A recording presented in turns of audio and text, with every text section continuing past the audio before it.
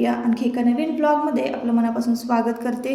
तुम्हाला आजचा दिवस सुखाचा, आनंदी आणि आरोग्यदायी जाऊन तुम्ही जी काही स्वप्न पाहिली असतील ती सगळी स्वप्न तुमची पूर्ण होत। त्याचबरोबर शुभ सकाळ सर्वांना। सकाळची वेळ आहे आणि इथं ना सकाळी सकाळी मी पापडाचं पीठ मळायला घेतलेलं आहे।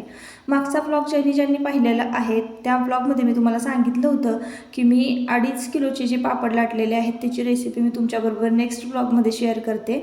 तर आता इथं पीठ मळण्यापासून मी ते कसे लाटले काय तर हे सगळ्या ट्रिक्स आणि टिप्स मी तुमच्याबरोबर शेअर करणार आहे।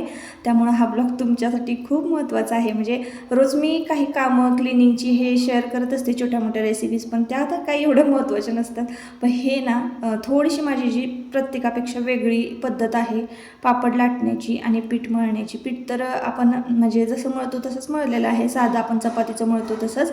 तर इथं मी 1.5 किलो डाळ घेतली होती उडदाची, फक्त डाळ उडदाची बरं का, म्हणजे त्यातनं मुगाची वगैरे डाळ कुठलीच मिक्स केली नव्हती। जसं की इतर बायका ज्या आहेत ना, कोणी काय करतं मुगाची डाळ मिक्स करतं, पण मुगाच्या डाळीमध्ये उडदाची डाळ मिक्स करून जर पापड केले ना तर चवीत खूप फरक पडतो। असे प्युअर पापड तुम्ही उडदाच्या डाळीचं जर केलं ना ते खायला एकदम मस्त लागतं।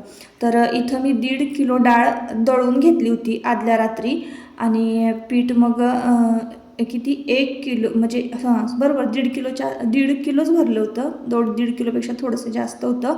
आणि इथं ना रामबंधू पापड मसाला असतो की नाही, त्याच्या 100 ग्रामच्या 3 पुड्या मी इथं टाकलेल्या आहेत या पिठामध्ये। म्हणजे अर्धा किलोला 1 पुडी लागते ना 100 ग्रॅमची, त्या पद्धतीनं मी इथं ती पुडी पॅकेट जे आहे ते टाकलेलं आहे। आणि पाणी घालून अंदाज घेत असं घट्टसर असं मळलं होतं आणि मळून वजन केलं होतं त्या पिठाचं। तर इथं माझ्याकडे छोटा वजन काटा आहे, तुम्हाला माहिती आहे आपण कांदा लसूण मसाला हळद पावडर सेल करतो, तर माझ्याकडे वजन काटा आहे ना, त्यामुळे मग मी इथं वजन बघितलं करून तर 2.5 किलोपेक्षा थोडंसं जास्त पीठ भरलं होतं। म्हणजे 2.5 किलोचे आपले पापड जे आहेत या वर्षीचे ते झालेले होते। आता ना हे पीठ आहे ना 2 तासासाठी 1 तासासाठी छान मस्त ना भिजत ठेवायचं आहे। ज्यांचं पीठ एकदम घट्ट मळलं गेलेलं आहे तर त्यांनी काय करायचं, एक 5 मिनटासाठी किंवा 10 मिनटासाठी ना आपला हा स्टीलचा डबा आहे तो उन्हामध्ये ठेवायचा आहे पिठाचा। उन्हामध्ये ठेवलं ना की पीठ एकदम असं मऊ होतं, छान म्हणजे कलर खूप छान येतो पापडाला। ही एक महत्त्वाची टीप आहे तुमच्याबरोबर। तुमच्याकडनं जर घट्ट असं पीठ मळलं गेलं असेल, खूप तुम्हाला चेचावं लागत असेल तर तुम्ही डबा आहे ना 5 ते 10 मिनटासाठी उन्हामध्ये ठेवा। आता पीठ मळून घेतलं आणि लगेचच ना मार्केटमध्ये जाऊन आले, खूप साऱ्या साड्या पिको फॉलला आलेल्या आहेत, त्या तर मी आता नंतर करणार आहे। पण हे जे काम हाती घेतलेलं आहे ना ते आधी करून घेते। तर फॉल खालच्या घरामध्ये ठेवून दिले आणि इकडं लगेच मी पापडाचं जे पीठ आहे ते चेचायला आले होते। आता मी पण माझ्याकडनं थोडंसं घट्ट झालं होतं ना पीठ, तर म्हटलं चला हे पीठ थोडंसं उन्हामध्ये ठेवून देऊया। उन्हामध्ये ठेवलं आणि लगेच मी इथं त्याचे गोळे तयार करून घेतलेले होते, छोटे छोटे तुकडे करून घेतले। 2.5 किलो पिठाचे ना 5 गोळे तयार होतात, म्हणजे असे 500 ग्रामचा एक गोळा। आणि मग तो असं चेचून घ्यायचं आहे दगडाला तेल लावून। खाली जो पेपर आहे तो रामबंधू पापड पिठाचं, म्हणजे मी ते घडी घालून व्यवस्थित धुवून ठेवलं होतं, तो पेपर घेतलेला आहे। त्या पेपराला ना तेल लावायचं थोडंसं आणि त्याच्यावरच आपल्याला ते पापडाचं पीठ जे आहे ते चांगलं टेचून घ्यायचं। पीठ टेचून झाल्यानंतर ना आपल्याला लांब अशी गोळी करायची आहे आणि आपल्याला पाहिजे त्या आकारामध्ये, म्हणजे किती साईजचा लाटायचा आहे त्या पद्धतीनं आपल्याला छोटे छोटे गोळे पाडून घ्यायचे आहे। हे सगळं काम आहे ना एकदाच करायचं, म्हणजे परत आपल्याला म्हणजे 10 गोळे पाडले 5 गोळे पाडले असं नाही करायचं। असं केल्याने ना तुमच्या म्हणजे पापड लाटायला तुम्हाला खूप उशीर लागेल। अगदी तुम्ही 1-2 किलोचे पापड आहे ना 2 तास 3 तासात तुमचे लाटून होणार आहेत, त्याला जास्त दिवस नाही लागत। पण तुम्ही घरातली कामं करत आणि उठ बस करत जर पापड लाटलीत ना मग तुम्हाला थोडासा वेळ लागणार आहे। घरातली सगळी कामं आधी ना लवकर आटपून घ्यायची ज्या दिवशी आपल्याला पापड लाटायचे असतील त्या दिवशी। आणि मग मस्तपैकी अशी बेडशीट वगैरे मी हातरून घेतलेली आहे आणि मगच पापड लाटायला बसलेले आहे। आता इथं माझं बऱ्यापैकी काम घरातली आटपून झालेली आहेत, लादी फरशी वगैरे पुसून झालेली आहे, स्वच्छता झालेली आहे, थोडाफार नाश्ता स्वयंपाक हे सगळ्याच गोष्टी झालेल्या आहेत।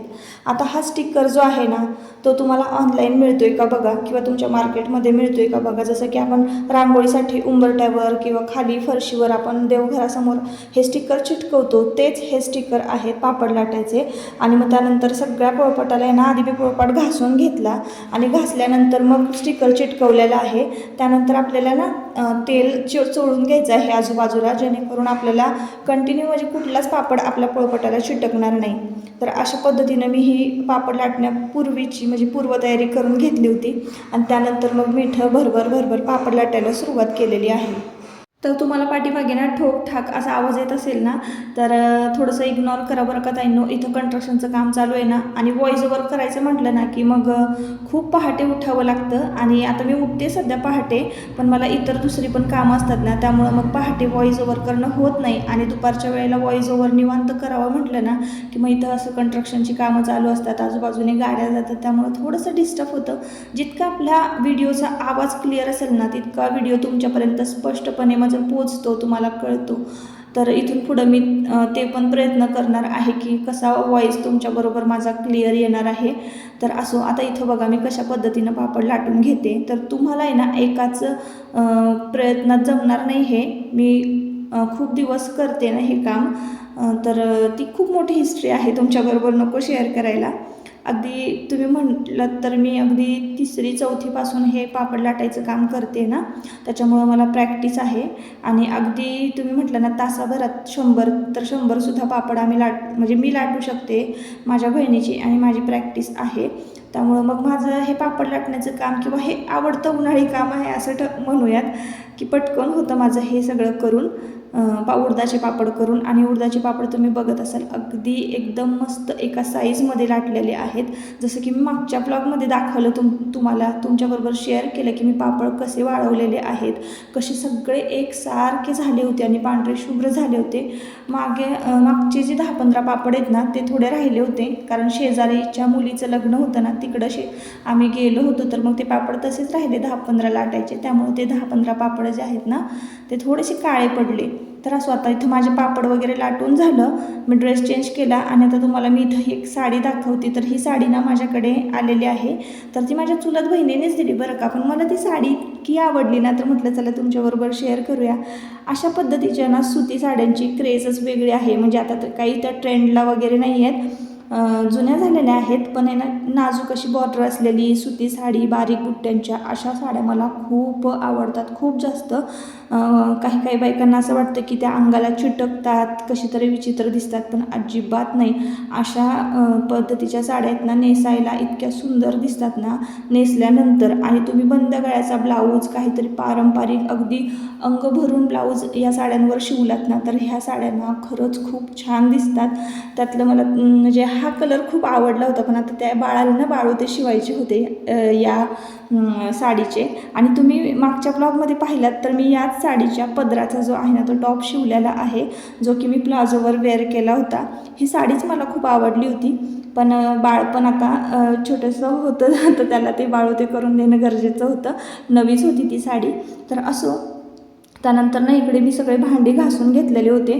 पितळेची भांडी खूप दिवस झाले ना मला म्हणजे घासलेच नव्हते मी. आणि मी पितळेची भांडी घासताना काय करते, पितांबरी एका डिशमध्ये घ्यायची आणि एक अख्खा लिंबू त्या पितांबरीच्या डिशमध्ये पिळून ती पितांबरीना लिंबाच्या म्हणजे त्या लिक्विडमध्ये, लिंबाच्या रसामध्ये भिजत ठेवायची. मग ते ॲक्टिवेट होतं लिक्विड, आणि मग ते सगळं पितळाच्या भांड्यांना, तांब्याच्या भांड्यांना लावायचं. एकदम 2 मिनटात भांडी चकाचक होतात, जास्त जोरही द्यावा लागत नाही अजिबात. तर आता मी इकडं की नाही मस्तपैकी एक रेसिपी तुमच्याबरोबर शेअर करते. आता चपात्या वगैरे तर झालेल्या होत्या, संध्याकाळची वेळ होती, दुपारची जेवणं झाली होती, पण संध्याकाळच्या जेवणाला वेगळं काय करावं म्हणून मी ही झटपट रेसिपी तुमच्याबरोबर शेअर करते. तर मला एक ना कणीस दिसलं घरामध्ये, म्हणजे बेबीकॉर्न म्हणूया आपण. तर ते कणसाचे दाणे मी सोलून घेतलेले आहेत. लोखंडी तवा गॅसवर ठेवलेला आहे. एक कांदा बारीक म्हणजे पातळ असा उभा कापून घेतला आहे, पातळ पण नाही खूप, म्हणजे असं जाडसरच कापून घेतलेला आहे. मी कटरने कापलेला आहे, हाताने नाही. आणि 2 मिरच्या तेलामध्ये छान भाजून घेतलेल्या आहेत. टोमॅटो पण कट करून असं आपल्याला कांद्याबरोबरच भाजून घ्यायचं आहे. आता आहे ना हा कांदा टोमॅटो छान मऊ होईपर्यंत भाजायचा आहे आपल्याला, छान हलवून घ्यायचा आहे. लोखंडी तव्यामध्ये की नाही हे सगळे म्हणजे आपण वाटणाचे जे पदार्थ करतो, कांदा लवकर भाजला जातो, फोडणी लवकर दिल्या जाते. लोखंडी तवा जो आहे ना तो एकदम बेस्ट असतो. तुम्ही बघा लगेचच कांद्याचा आणि टोमॅटोचा कलर बदललेला आहे, छानपैकी हे मऊ झालेलं आहे. त्यानंतर मी इथं भिजवलेलं हे घातलेलं आहे, काजू 10 मिनटं भिजत घातलेले होते कोमट पाण्यामध्ये, ते घातलेले आहेत आणि ते सुद्धा कांदा टोमॅटो बरोबर मस्तपैकी छान परतून घेतलेले आहेत तेलामध्ये. तर याची ना आपल्याला छान मस्त ग्रेव्ही तयार करायची आहे. आणि रेसिपी मी तुम्हाला सांगितलं जसं की आपण नवीन डिश अशी तयार करतो आहे काहीतरी, म्हणजे कणसाची भाजी थोडक्यात म्हणूया आपण. बेबीकॉर्नची जी भाजी असते ना, स्वीटकॉर्न, तर त्याची भाजी आपण करतो आहे. ते थोडक्यात म्हणजे ते असे छोटे छोटे काप असतात, मी असे कणसाचे दाणे काढून घेतलेले आहेत आणि ते 2 मिनटासाठी आपल्याला वाफवून घ्यायचं आहे. वाफवून छान घेतलं ना की टोमॅटो पण मऊ होतो, कांदा छान भाजला जातो आणि काजू पण मस्तपैकी परतल्या गेलेले आहेत. आता हे सगळे जिन्नस आपण एका ताटामध्ये काढून घेऊया आणि हे मिक्सरला आपल्याला हे सगळं मिश्रण जे आहे यामध्ये तुम्ही कोथिंबीरसुद्धा घालू शकता आणि हे सगळं मिश्रण आपल्याला लावून घ्यायचं आहे मिक्सरला लावून घेतल्यानंतर ना तव्यामध्ये ना तूप थोडंसं घालायचं आहे, 1 चमचाभर घातलेलं आहे आणि मग ते जे कणसाचे सोललेले दाणे आहेत ते आपल्याला या तुपामध्ये मस्तपैकी भाजून घ्यायचे आहे. एका साईडला मी भात घातला आहे ना, तो भातसुद्धा मी बघत होते. आता हे कणसाचे दाणे ना छान म्हणजे असे फुटत नाहीत, तडतड असे वाजत नाहीत, तोवर आपल्याला हे कणसाचे दाणे तुपावर छान भाजून घ्यायचे आहेत. हे कणसाचे दाणे छान भाजून झाल्यानंतर एका डिशमध्ये काढून घ्यायचे आहेत. आता डिशमध्ये काढून घेतल्यानंतर याच्यामध्ये मीठ वगैरे काही घालायचं नाही, फक्त तुपामध्येच हे कणसाचे दाणे भाजून घेतलेले आहेत. आता हे मिश्रण तुम्हाला जे दाखवलं मी, जे आपण परतून घेतलेलं आहे तव्यावर, तेच वाटण त्याचं तयार करून घ्यायचं आहे. आता आपण आहे ना तव्यामध्ये थोडंसं तेल घातलेलं आहे आणि त्यामध्ये आपल्याला ना खडे मसाले घालायचे आहे. आता खडा मसाला मी काय काय घातलेला आहे ताईंनो, तर बघा चक्रीफूल 1 घातलेलं आहे, दालचिनी घातलेली आहे, तमालपत्री घातलेली आहे, 2 लवंगा आहेत आणि 4 मिऱ्याची म्हणजे मिरं घातलेलं आहे. तर त्यानंतर आपल्याला पातळ सिमला मिरची कट करून घ्यायची आहे आणि गरम मसाले फ्राय झाले की सिमला मिरची त्यामध्ये घालायची आहे. सिमला मिरची काय लगेचच शिजते तेलातच शिजते. तर आता हे वाटून घेतलेलं आहे ना आपण, ते आपण या तेलामध्ये भाजून घ्यायचं आहे. तर मी ही पहिल्यांदाच ट्राय केली बरं का, भाजी पण 1 नंबर झाली होती ताईंनो. आपल्याला कधी कधी वाटतं ना काहीतरी वेगळं खावं, सारखा ते पनीर वगैरे त्या भाज्या खाऊन आपल्याला कंटाळा आलेला असतो. तर ह्या अशा भाज्या करून बघायच्या कधीतरी, किंवा भाजीला जरी काय नसलं तरी एक कणीस घरामध्ये होतं तर म्हटलं चला करून घेऊया ह्याची भाजी, बघूया कशी होते. आपला कांदा लसूण मसाला घातलेला आहे 1 चमचाभर अंदाजे, म्हणजे मी असंच टाकला. अगदी नॉनव्हेज असू दे किंवा व्हेज असू दे, कांदा लसूण मसाला आपला एकदम मस्त टेस्ट देतो बरं का भाज्यांना. त्यानंतर हळद पावडर घातली, मीठ घातलं आणि मस्तपैकी हे वाटण छान वाटून घेतलेलं आहे, म्हणजे भाजून घेतलेलं आहे तेल सुटेपर्यंत वाटल्यानंतर. आणि मग त्यानंतर आपल्याला भाजलेले कणसाचे दाणे यामध्ये घालून छान परतून घेऊन पुन्हा एकदा आपण ज्या मिक्सरच्या भांड्यामध्ये वाटून घेतलेलं आहे त्याच मिक्सरच्या भांड्यामध्ये थोडंसं पाणी घेतलं आणि हे मिक्स करून दिलेलं आहे आपण ग्रेव्हीमध्ये. आता याला कलर येतो का, तर खरंच ताईंनो खूप छान कलर आला होता, पण आता दिवसभर मी खूप काम केलं होतं त्यामुळं नंतर शूटिंगच घेतलं नाही आणि थाळीचं सुद्धा शूट घेतलं नाही. त्याच्यामुळं मग मला तुम्हाला ते दाखवता आलं नाही, तर छान तर्री आली होती त्याला, म्हणजे थोडीशी ग्रेव्ही टाईप झाली होती भाजी. तर कधीतरी तुम्ही अशी भाजी करून बघा, मस्तपैकी खूप छान लागत होती पराठ्याबरोबर चपातीबरोबर. त्यानंतर ना आपल्याकडे कांदा लसूण मसालासुद्धा मिळतो, जर तुम्हाला ऑर्डर करायचं असेल डिस्क्रिप्शन बॉक्समध्ये नंबर दिलेला आहे, तुम्ही मला कॉन्टॅक्ट करू शकता. हळद पावडरसुद्धा आपल्याकडे मिळते, अगदी ओरिजिनल 100% प्युअर हळद पावडर आहे. कुठल्याही प्रकारचं आपल्या लाल तिखट म्हणजे कांदा लसूण मसाल्यामध्ये आणि हळदीमध्ये भेसळ नाही आहे, अगदी घरगुती पद्धतीनं उत्तम दर्जेदार असं आपल्याकडे कांदा लसूण मसाला आणि हळद पावडर मिळते. तर आता इथे मी ना पनीर खिसून घेते थोडंसं, पनीरसुद्धा आणलं होतं, पनीरची पण भाजी करायची होती, पण सोबतच काहीतरी वेगळं म्हणून मी ही भाजी केली होती. तर थोडंसं यामध्ये पनीरसुद्धा मी खिसून घेतलेलं आहे, थोडासा त्याला ग्रेव्ही टाईप स्ट्रक्चर आलेलं आहे. तर आता मी टेस्ट करून बघते, असं मस्त लागते. तर खरंच खूप छान लागत होती. मग त्यानंतर आवरायला घेतली आहे मी, संध्याकाळची वेळ झालेली आहे. आता भाजी तर करून एका बाजूला मी ठेवून दिली, आता अजून पनीरची भाजीसुद्धा करायची होती मला, चपात्या होत्या, भात होता, हे सगळंच होतं नाही. आज दिवसभर ना म्हणजे पापड लाटत होते ना, पापड लाटले आणि डब्यामध्ये भरून तसेच ठेवून दिले आणि मग ते मी 2 दिवसांनी वाळवलेले आहे.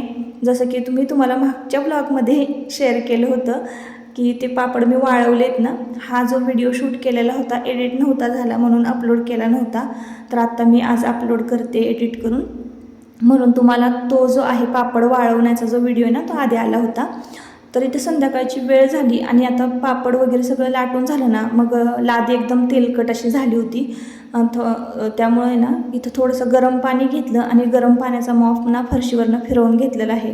एकदम फरशी क्लीन चकाचक झाली. आणि संध्याकाळच्या वेळेला आहे ना असं घर स्वच्छ असेल की खूप बरं वाटतं. सगळ्यांना चहा दिला, चहा केला, स्वतः चहा घेतला आणि इथं ना देवा लगेचच देवपूजेला बसला. माझी स्वच्छता झाली ना घरातली की त्याला सांगावंच लागत नाही दिवाबत्ती कर, त्याचा तोच त्याच्या मनानं करतो.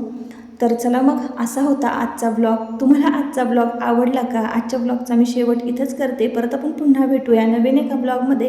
तोवर स्वतःची काळजी घ्या आणि मजेत राहा. ब्लॉग जर आवडला असेल तर नक्की आपल्या चॅनलला सबस्क्राईब करा आणि व्हिडिओला एक लाईक करा, हाईप देखील करा. चला बाय.